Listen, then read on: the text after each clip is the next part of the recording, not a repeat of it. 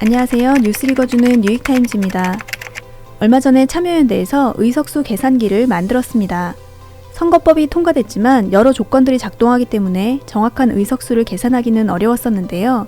참여연대에서 유권자들이 구체적인 판단 근거를 가지고 자신의 한 표를 행사할 수 있도록 의석수 계산기를 만들었습니다. 28일 방송된 다스베이다에서 김어준 총수와 박시영 윈지코리아 대표, 그리고 리얼미터 이택수 대표가 과연 21대 총선에서 각 정당이 어느 정도의 의석을 가져갈지를 계산해 봤습니다. 문재인 대통령을 지지하는 사람으로서 정말 갑갑한 결과가 아닐 수 없었는데요. 오늘은 다스베이다에서 나왔던 시뮬레이션 결과를 말씀드리고 경찰과 세무서가 마스크 사재기 단속에 나섰다는 소식도 전해드리도록 하겠습니다. 자유 대한민국을 부르짖고 공산주의를 욕하면서 사유재산권이 인류 최대의 가치인 마냥 행동했던 사람들이 정부에서 중국으로 가는 마스크 수출을 금지하고 낮은 가격에 마스크를 공급하지 않고 뭘 하고 있느냐고 문재인 정부를 꾸짖고 있습니다. 개인 소유의 공장에 쳐들어가서 마스크를 징발하기라도 하란 얘기일까요? 마스크를 중국에 수출하지 않으면 원재료인 중국산 부직포는 하늘에서 뚝 떨어지기라도 하는 걸까요? 정부는 감염병의 정도에 따라 법령이 정하는 한도 내에서 할 수 있는 모든 조처들을 취하고 있습니다. 마스크 사재기를 금지하고 원재료 입고량을 파악해서 무자료로 출고하는 양이 없는지를 관리하고 있습니다. 그리고 외국으로 수출하는 물량도 최소한으로 조정하고 있는 실정입니다. 국민들에게 마스크를 원활하게 공급하기 위해서 정부에서 어떤 노력을 기울이고 있는지는 잠시 후에 말씀드리고 우선 의석수 시뮬레이션 결과부터 말씀드리도록 하겠습니다. 지역구 의석을 민주당 130석, 미래당 118석, 정의당 2석, 국민의당 0석, 민생당 3석으로 고정한 상태에서 비례득표를 두 가지로 계산했습니다. 첫 번째는 더민주의 정당 득표율이 37%, 미래당의 정당 득표율이 38%일 때입니다. 더민주의 정당 득표율 37%는 지금껏 민주당이 득표했던 정당 득표율 중 가장 높은 수치를 가정한 것으로 너무 낮다고 생각하시는 분도 있을 수 있지만 현실적으로 저 이상의 득표를 올린 적이 없습니다. 이 경우에 더민주 136석, 미래당 144석, 정의당 10석, 국민의당 5석, 민생당 5석이 됩니다. 비례에서 민주당이 6석을 가져갈 때 미래당이 26석을 가져가면서 제1당 자리를 내주게 됩니다. 거기에 최근 미래당과 비례정당에서 연합한다는 구상이 나오고 있는 안철수의 국민의당까지 합세한다면 149석으로 국회 과반을 넘보게 됩니다. 과반 의석을 확보하면 국회의장을 새로 선출할 수도 있습니다. 혹시라도 보수연합의 과반이 넘어가게 된다면 이후 문재인 정부는 식물정부로 전락할 수밖에 없습니다. 지금까지 가시밭길을 걸으면서 개혁 성과를 내기 위해 애써온 문재인 대통령님의 앞길이 더 험난해질 게 뻔한 일입니다. 민주당에게 일방적으로 불리한 선거법과 맞바꾸면서 이뤄낸 공수처법, 검경수사권 조정법도 뒤집어질 가능성이 큽니다. 검찰개혁은 더 멀어질 것이며 청와대를 겨냥한 검찰의 수사는 더 거세질 겁니다. 두 번째는 미래당의 비례표가 쪼개져서 27%를 득표하는 경우입니다. 현재 미래당 지지자 중 미래당에 투표하겠다는 비율이 80% 정도라고 합니다. 27%보다는 비례 득표율이 확실히 높을 거라고 박시영과 이택수 대표는 예상하고 있습니다. 이 경우 더민주 136석, 미래당 141석, 정의당 11석, 국민의당 6석, 민생당 6석입니다. 이 경우라면 다행히 미래당과 국민의당이 연합하는 경우에도 147석으로 과반 의석을 확보하지는 못합니다. 하지만 민주당에서는 정의당과 민생당의 목줄을 넘겨준 상태에서 21대 국회를 운영해야 합니다. 다른 정당은 물론이고 금태섭같이 내부에서 총질하는 의원들이 나오게 된다면 한 치 앞을 장담할 수 없는 혼란을 겪게 될 것입니다.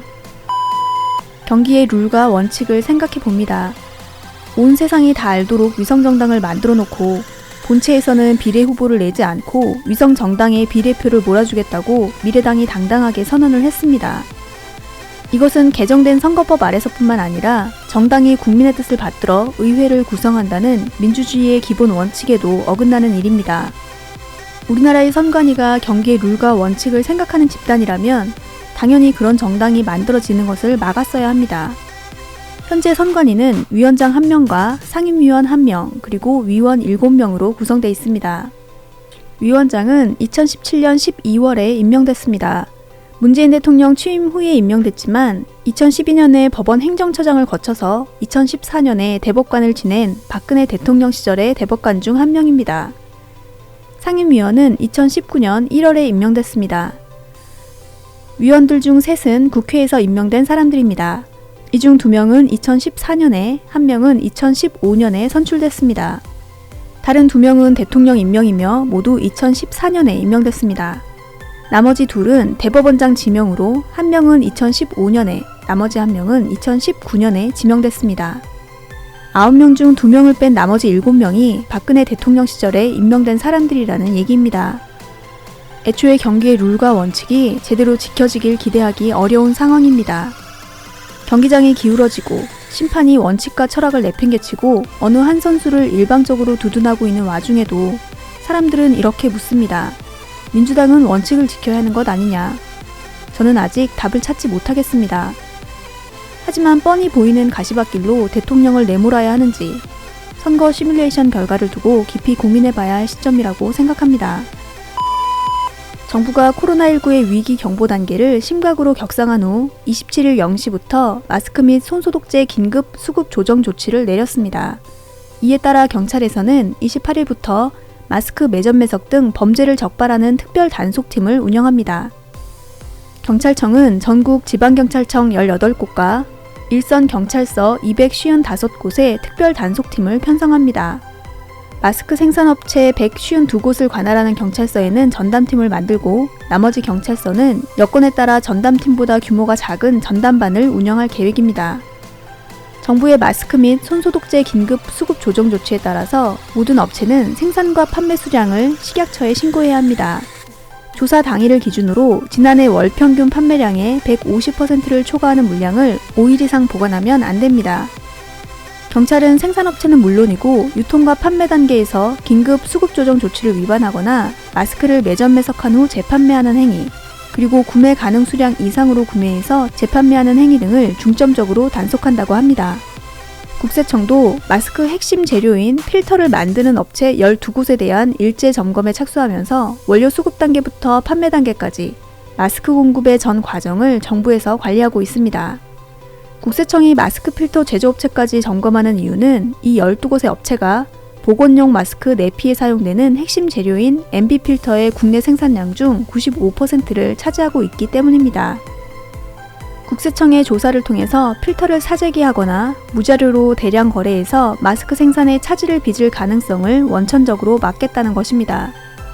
이 12업체의 자금 흐름만 제대로 조사해도 국내의 KF80, 94, 99등급 마스크 물량의 95%를 추적할 수 있으니 굉장히 효율적인 방법입니다. 지금 외신에서는 국내의 확진자 수가 폭발적으로 증가하는 원인이 세계 최고의 진단 검사 능력과 투명한 정부 행정 때문이라고 진단하고 있습니다. 지역사회 감염으로 가는 마지막 길목을 문재인 정부가 단단히 막아서고 있습니다. 정부를 믿고 힘을 보태주십시오. 치료제를 개발할 수 있는 시간을 벌기 위해서 정부에서 온 힘을 기울이고 있습니다. 오늘 드릴 말씀은 여기까지입니다. 끝까지 들어주셔서 정말 고맙습니다.